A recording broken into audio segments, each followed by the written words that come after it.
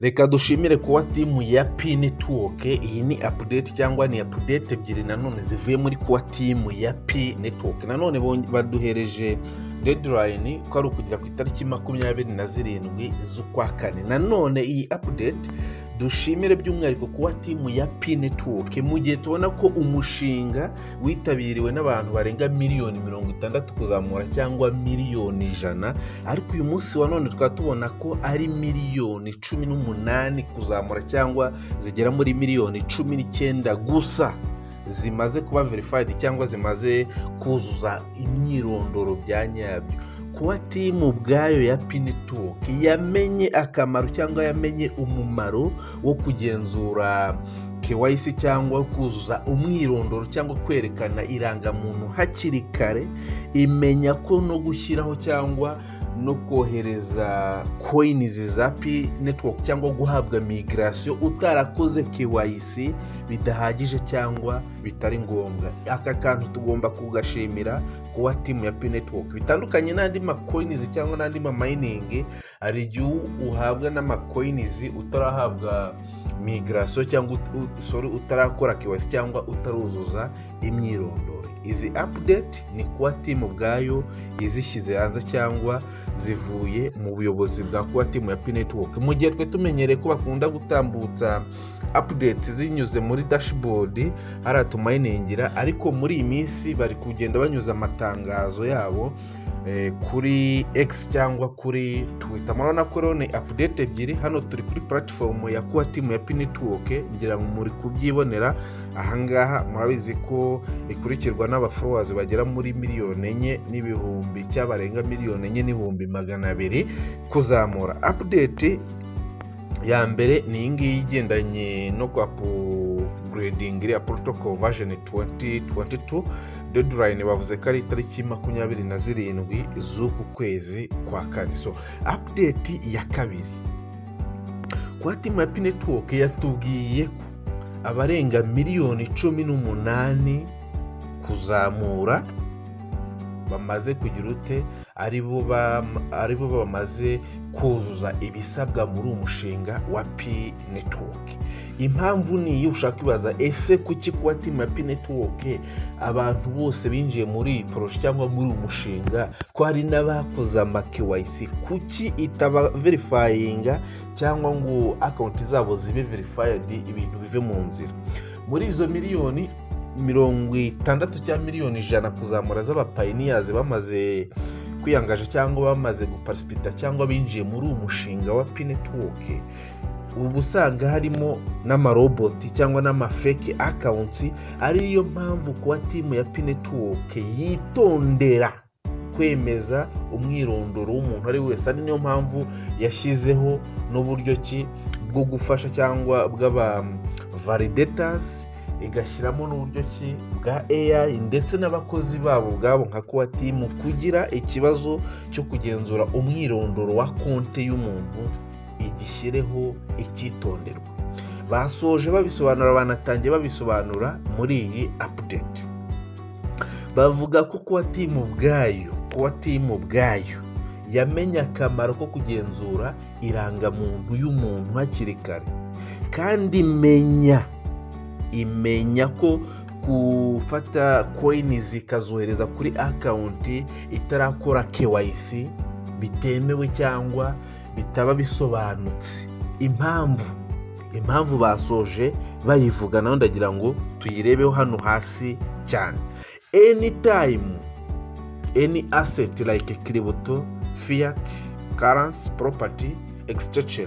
is transferred, it raises a basic question of identity. Who is sending it and who is receiving it? If those identities aren't clear, it becomes difficult to trust that the transfer is valid or that it went to a right person. Niyo mpamvu umuntu wese winjiye muri P Network ategetswe gukora KYC kugira byibura coins ziwe azazigireho uburenganzira busesuye.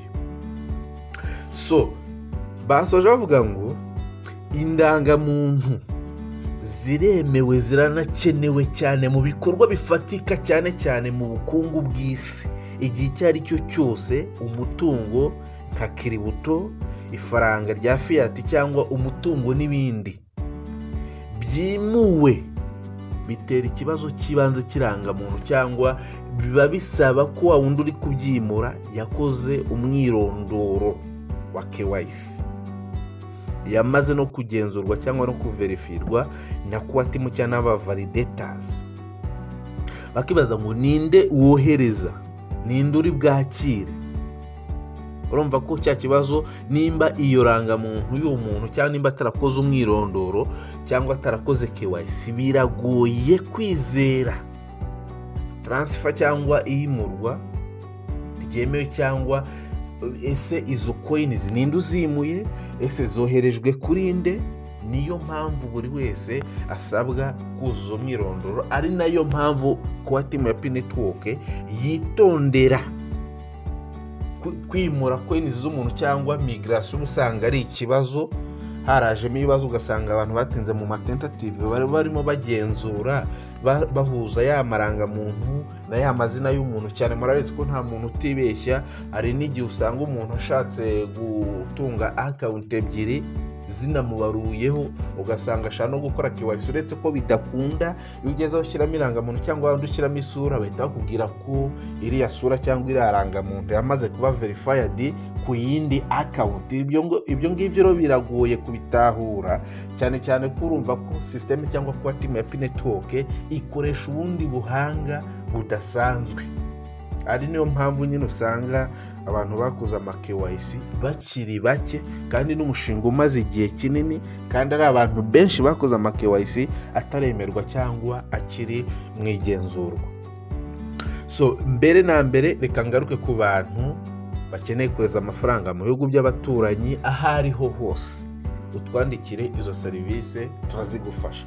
Ikindi ndagaruka ku bantu bakeneye ama CDA, ubwo ni amasidira, bakeneye ama P-coins, bakeneye ama Ruby n'andi ma coins agiye atandukanye. Uri muri commentaire z'iyi video urabonamo nimero nkoresha kuri WhatsApp, unyandikire izo serivisi ndaziguhereza. Hanyuma ushobora no kuba ufite ayo ma coins mvuze, ushobora kuba ufite sidira cyangwa P cyangwa Ruby cyangwa n'andi ma coins cyangwa ama USDT, ukeneye amafaranga cash yo gukemuza ikibazo, nanone utwandikire izo serivisi turazigufasha. Mu by'umwihariko hano kuri Mbarusha Mining TV uburyo ki bwo kugura no kugurisha bwose turabukora. Ntabwo tugura ama coins gusa, turanayagurisha iyo ugize ute, iyo yakeneye. So nimba uri mushyashya akariko ga mbere ugeze hano kuri Mbarusha Mining TV, nakubwira ngo kanda kuri subscribe, ufungure inzogera kugira tubana muri updates zacu za buri munsi. Igihe cyose Mbarusha Mining TV yaprodinze video kuri YouTube, iyo video uyibonere mu bantu ba mbere. Nimba ari amakuru, wicara ufite amakuru, kubera ko urya ikintu cya mbere ni amakuru. Ufite amakuru rwose ibintu biba bimeze neza, uba uri kugendana n'umushinga neza 100%. Kandi nanone mwibuke ko muri aya mezi cyangwa uku kwezi kwa kane badoreje deadline kugera ku itariki 27 z'uku kwezi kwa kane, hanyuma no ku itariki 6 z'ukwezi kwa gatanu. Ejo bundi murabizi ko Dr. Chengi Diaofani cyangwa Madame wa Nicolas ariwe head of product muri project ya Pi Network, afite conference cyangwa hari consensus 2026 azitabira i Miami mu masaha yo mu gitondo, aho bazagaruka kuri project.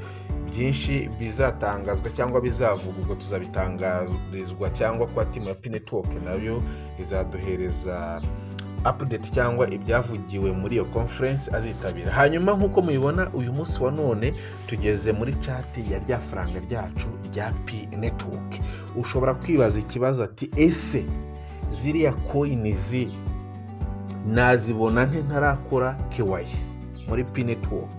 Ko biragoye cyane ko na wallet kugira ibe activated wemerere kuyakiraho coins cyane niyo waba utarahabwa migration, ariko usabwa ko warakoze KYC yarabaye verified, utegereje iriya step ya 9 ko iba completed, nibwo iriya wallet yawe byibura iba yemereye kuba yasa n'iyakira, ariko mu gihe nanone wayigenjuje ukayactivate. Okay, nkuko muri kwibona ifaranga ryacu mu by'ukuri ntabwo riri ahantu hejuru cyane, nta nubwo riri hasi cyane ugereranyije n'izindi coins cyane igihe ziba zimaze, cyane ko ni coin mwibuke ko mining iracyakorwa, migration ya mbere iri gutangwa, migration ya kabiri iri gutangwa, ndetse kuba timu yasobanuye ko hari n'ubundi buryo cyane mara gutanga migration ya mbere ndetse na migration ya kabiri izashyiraho cyangwa izasetinga n'ubundi buryo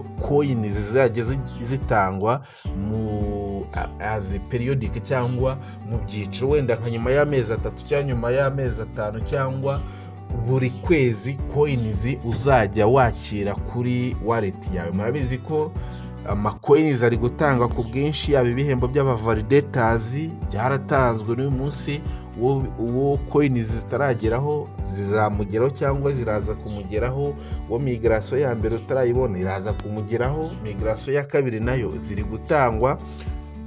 Coin nk'iyi ngiyi rero tubona mining igikorwa n'amacoins ari gutangwa, tukaba turi kwibona muri 0.18 sha iyi coins ahubwo ntabwo isanzwe, ubundi hagakwiye kuba iri mu 0.00000 nk'andi macoins, ariko yo ikigaragaza ko iyi coin idasanzwe cyangwa iri seri. Ibi bikorwa byose nibirangira gukorwa, izi KYC total supply imaze kurangira, migration zimaze gutangwa, iyi coin muzayibona yarazamutse ku kigero kidasanzwe. Ariyo mpamvu dukunda kubigora ko umunsi ku munsi usobanukiye ifaranga koranabuhanga cyangwa ifaranga rya crypto cyangwa ifaranga rizaba seriye cyangwa rizagira gahunda, iki nicyo gihe cyo kwibikaho izi coins. So reka ndeke kuvuga ibintu byinshi, ndi gusoza mbashimire cyane. Ikiganiro nimba igikunze kanda kuri subscribe, ugisharinge kuri bagenzi bawe, ukande kuri like kugira tubana muri updates zacu za buri munsi. Ciao ndabakunda cyane.